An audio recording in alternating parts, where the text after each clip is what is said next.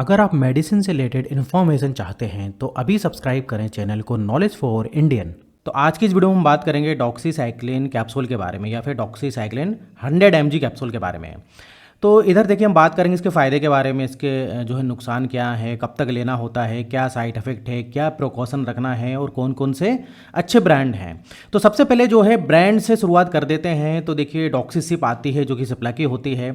इसके अलावा जिनाडॉक्स होती है जो कि फाइजर कंपनी की होती है। इसके अलावा डॉक्स होती है जो कि सन लाइफ साइंस वालों की है। इसके अलावा जियोएक्स है जो कि जाइडस कैडिला वालों की है। इसके अलावा लेंटेसिलिन होती है जो कि एरिस्टो फार्मा की है। इसके अलावा नियोडॉक्सी आती है जो कि न्यू लाइफ वालों की है।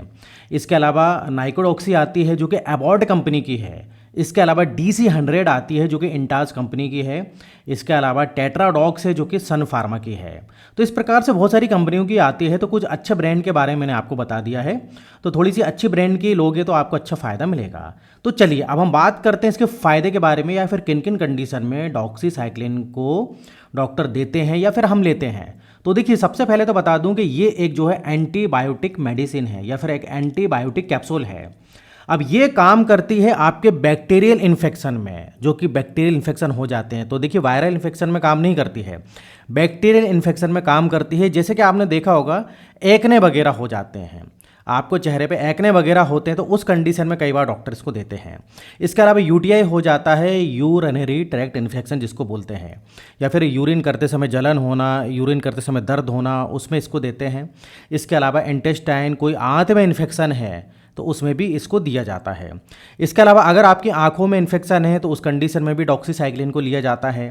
इसके अलावा रेस्पिरेटरी इन्फेक्शन में, या फिर बोलें तो अगर आपको निमोनिया है या फिर कोई लंग्स फेफड़ों में इन्फेक्शन हो गया है तो उस कंडीशन में भी इस एंटीबायोटिक को लिया जाता है। इसके अलावा देखिए कोई STD बीमारी है जिसको बोलते हैं सेक्सुअल ट्रांसमिटेड डिजीज़, जैसे कि सिफिलिस हो गई, गोनोरिया हो गया, तो इस टाइप से अगर आपको STD है तो उसमें भी इसको लिया जाता है। इसके अलावा देखिए कोई मसूड़ों में जो है इन्फेक्शन है या कोई मसूड़ों की बीमारी है तो उसमें भी इसको लिया जाता है। इसके अलावा हड्डियों में इन्फेक्शन है या फिर जॉइंट्स में इन्फेक्शन है तो उसमें भी डॉक्सीसाइक्लिन को ले सकते हैं। इसके अलावा कुछ कुछ ऐसी कंडीशन होती है मलेरिया की, तो कई बार मलेरिया में भी जो है इसको दिया जाता है।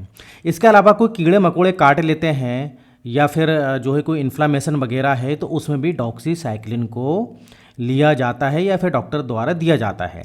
तो ये मेन इसके जो फ़ायदे हैं, जो यूज़ हैं, उनके बारे में मैंने आपको बता दिया है। हालांकि देखिए ये जो होती है एंटीबायोटिक होती है, इसको बहुत सारी बीमारी में दिया जाता है, लेकिन जो मेन बीमारी होती हैं उनके बारे में मैंने आपको बता दिया है। अब भाई इसको लेना कैसे होता है, तो देखिए जनरली जो है एक कैप्सूल जो है एक दिन में आप 2 बार तक ले सकते हैं। और अगर आपकी प्रॉब्लम जैसे जैसे ठीक होते जाती है तो कई बार डॉक्टर इसके डोज भी कम कर देते हैं, मतलब एक दिन में फिर एक बार भी लेना होता है। तो जनरली जो है एक दिन में इसको 2 बार जो है दिया जाता है, जो एक ज़्यादातर डोज चलते हैं। तो इस प्रकार से इसको लेना होता है। और देखिए इसको जो है कुछ भी अगर आप खाना खाते हैं तो उसके 1 घंटे पहले ले लें, या फिर देखिए आपने कुछ भी खा लिया है तो उसके फिर 2 घंटे बाद आपको इसको लेना है और सिंपल इसको पानी के साथ लेना होता है। अब देखिए जो मरीज इसको नहीं ले पाता है तो उस कंडीशन में इसके इंजेक्शन भी अवेलेबल हैं जो कि डॉक्टर द्वारा जो है लगाए जाते हैं। तो इस प्रकार से इसके जो नॉर्मल जो डोज होते हैं उनके बारे में मैंने जानकारी दे दी है। बाकी अधिक जानकारी के लिए जो है डॉक्टर से सलाह ले सकते हैं। अब इसको मेल फीमेल कोई भी ले सकते हैं, और बच्चों के लिए जो है अलग से सिरप वगैरह आते हैं वो दिया जाता है। बाकी प्रेगनेंसी में इसको लगभग नहीं दिया जाता है। अब इधर जो है देखिए कब तक इसको लेना होता है, तो ये डिपेंड करेगा कि आपको क्या इन्फेक्शन है, कितना इन्फेक्शन है, क्या बीमारी है, उस पर डिपेंड करेगा। तो इसको देखिए दिनों से लेकर महीनों तक, या फिर मैं बोलूँ तो मान लीजिए 1 हफ्ते से लेकर 30 दिन तक भी इसको दिया जाता है। वो डिपेंड करेगा आपकी बीमारी पर, तो उसके लिए जो है आपको डॉक्टर ही बताएंगे। अब साइड इफेक्ट के बारे में बात कर लेते हैं। तो देखिए पेट खराब हो सकता है, शरीर में खुजली हो सकती है, शरीर में रैशेस आ सकते हैं, आपको उल्टी हो सकती है, नोजिया टाइप लग सकता है, हेडेक हो सकता है, आपका ब्लड प्रेशर लो हो सकता है। और जनरली देखिए डॉक्सीसाइक्लिन को लेते हैं ना तो जो धूप होती है, बहुत तेज़ जो धूप होती है उसमें ना निकले तो बेहतर रहेगा। इस प्रकार से देखिए आपके चेहरे पर भी सोइलिंग आ सकती है और बहुत लंबे समय तक लेते हैं तो आपके दांत कमज़ोर हो सकते हैं। तो ये इसके कुछ साइड इफ़ेक्ट हैं। हालांकि देखिए जो साइड इफ़ेक्ट है ना, किसी को कम होते हैं, किसी को ज़्यादा होते हैं, किसी को नहीं होते, ये सब डिपेंड करता है। तो ऐसा बहुत बड़ा कोई मेजर इसका साइड इफ़ेक्ट नहीं है। आप कोई दूसरी मेडिसिन के साथ इसको ले सकते हैं या नहीं, तो देखिए सबसे पहले तो बता दूं कि कोई एंटीबायोटिक नहीं लेनी है, क्योंकि ऑलरेडी ये एंटीबायोटिक है। इसके साथ कोई भी एंटीबायोटिक लेनी है तो वो सब डॉक्टर की सलाह से ही लेनी है। इसके अलावा एंटासिड होती हैं, इसके अलावा कोई भी आयरन की हो गई, कैल्शियम, मल्टीविटामिन इसके साथ में नहीं लेनी है।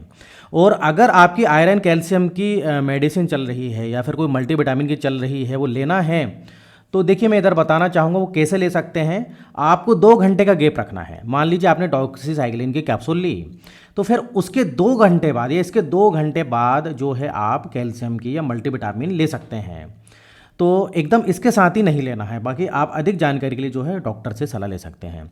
अब भाई डॉक्सीसाइक्लिन लेते हैं तो रिजल्ट कब तक मिलेगा, कब तक फ़ायदा देखने को मिल जाएगा, तो देखिए कुछ ही दिनों में मिल जाएगा। आपको 7 दिन के अंदर ही इसका फ़ायदा रिजल्ट दिखने लगेगा। अब इधर मैं कुछ एडवाइस दूंगा जो कि आपको फॉलो करना है, जैसे कि अल्कोहल, स्मोकिंग, इसके अलावा देखिए दूध से बनी चीज़ें, बटर, कर्ड, पनीर, आइसक्रीम, ये सब नहीं लेना है। इससे हो सकता है कि आपको दिक्कत हो जाए, पेट खराब हो जाए। तो ये डेयरी प्रोडक्ट इसके साथ ना लें। और इसके अलावा जंक फूड, मसाले वाला खाना, बाहर का खाना पीना, ऑयली, ये सब भी ना लें। आप हो सके तो फल फ्रूट्स लीजिए, सलाद लीजिए, सलाद ले सकते हैं। फाइबर वाला खाना जो है थोड़ा सा बढ़ा दीजिए, पानी थोड़ा सा ज़्यादा पीजिए। तो ये सब इसके साथ करेंगे तो बेहतर रहेगा। तो इधर मेरा वीडियो खत्म होता है। और इस टाइप से अगर आपको और भी वीडियो देखना है हेल्थ और मेडिसिन से रिलेटेड, चूँकि मैं डेली बनाते रहता हूँ, तो आप मेरे चैनल को सब्सक्राइब भी कर सकते हो।